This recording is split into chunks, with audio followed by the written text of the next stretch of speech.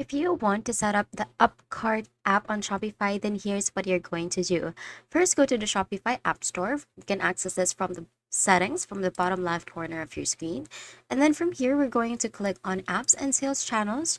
And then from here, we're going to click on Shopify App Store if you don't already have it installed. And then from here, we're just going to search for the UpCart.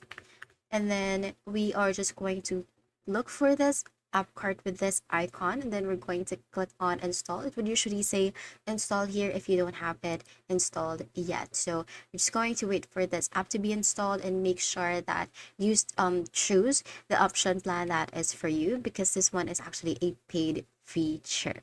Now after that, here's how you're going to set it up. So from your cart editor, you can open the app from your dashboard and customize your cart chart design. So you will start from changing colors, fonts, and layouts which can match your branding. Then you can also enable features like upsells, cross-sells, progress bars, and free shipping quotes inside the UpCart dashboard. As you can see, you can also add a custom HTML right here if you want to have a custom setup of your page. You can also add a custom CSS right here, and then after that you're just going to save it. And then as you can see here, the upsell is now active, so don't forget to click on save, and then you're going to add all of the products that you want to add in your cart. You can also set conditions so certain offers appear only on specific products or cart totals. And then when you're done, you're going to publish your settings and the new sticky cart will appear on your live store. And that's it. That is how you're going to